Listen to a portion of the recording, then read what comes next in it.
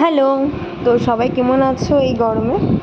জানি প্রচণ্ড গরম থাকা যাচ্ছে না। তো আমার তো বিরক্তকর লাগছে, কিন্তু খেতে তো হবে। খেতে হলে রান্না তো করতে হবে। চলো স্টার্ট করি আজকে দই চিংড়ি। তো এটাতে পোস্তও দিব আমি, পোস্ত দই চিংড়ি, ঠিক আছে? তো এটার জন্য চিংড়ি মাছ লাগবে, টক দই লাগবে আমাদের, আদা পেঁয়াজ রসুনের একটা পেস্ট উইথ কাঁচা লঙ্কা, হলুদ, জিরার গুঁড়ো, ধনিয়া গুঁড়ো, লাল মির্চি মশলা, বাস। অ্যান্ড লবণ তো লাগবেই, ওটা কমপ্লিমেন্ট। তো চিংড়ি মাছগুলোকে আমি অল্প হলুদ আর লবণ দিয়ে মেখে রেখেছি। তো ফার্স্টে আমার অল্প একটু সরষের তেল দিয়ে আমরা এটাকে ভেজে নেব।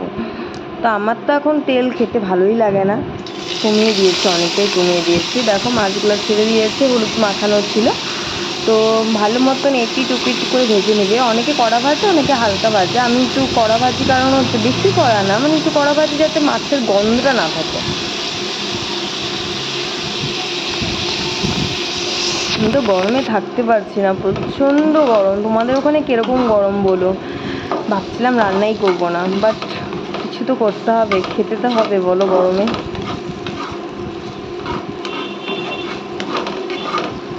তো আমি ভালো মতন ভেজে নিচ্ছি। দেখো তেল কিন্তু একদমই কম ছিল। এরপরে আমরা ফোড়ন দেব, পেস্ট রেডি করব। তেজপাতা, একটা গোটা তেজপাতা, দারচিনি, এলাচ, ছোটো এলাচ, লবঙ্গ দিয়ে ভালো মতন গ্যাসটাকে কমিয়ে ভালো মতো নাড়াচাড়া করবে। একটা স্মেল ছাড়বে, খুব সুন্দর স্মেলটা। ওই স্মেলটা হওয়া পর্যন্ত ভালো মতন নেড়ে ওর মধ্যে পেস্ট করে নেবে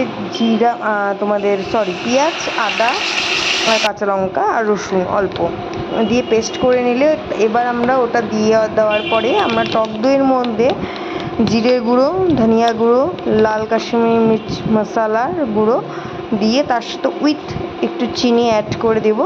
একটা পেস্ট রেডি করে নেব এটার মধ্যে, কারণ কি দইটাকে তো ভালো মতন ফেটিয়ে নিয়েছি, এটা আমাদের পেস্টটা রেডি করলে ভালো লাগবে। একবারে কাজটা কমপ্লিট হয়ে যাবে আর ইজি হয়ে যাবে আমাদের রান্নাটা, তাই না? দেখো আমি একে একে সব মশলা দিয়ে দিচ্ছি, চিনিটাও দিয়ে দিলাম। চিনিটা আমি ফোড়নের সময় দিই, বাট এবার একটু পরে দিয়েছি।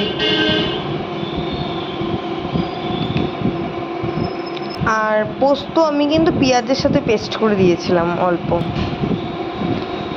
তো মশলার কালারটা দেখো হালকা হালকা তেল ছাড়া শুরু করে দিয়েছে। মশলাটা কিন্তু হালকা হালকা লাল লাল হয়ে গেছে। তো এর মধ্যে আমাদের ভালো মতন মশলাটা একটু নাড়াচাড়া করে এর মধ্যে আমাদের ওই মিক্সটা দিয়ে দিতে হবে।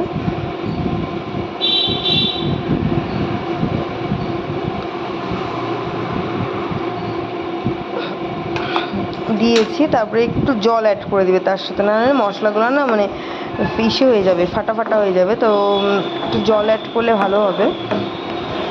তার আগে দইয়ের সাথে মশলাটাকে ভালো মতো মিক্স করে নেবে।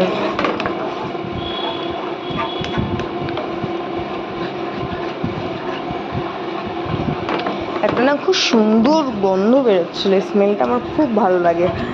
মানে মশলার সাথে যদি তুমি দই অ্যাড করো, ফার্স্টে এটা কীরকম গন্ধ বেরো, কিন্তু যখন নাকি উতলানো শুরু করবে মশলাটা, খুব সুন্দর স্মেল।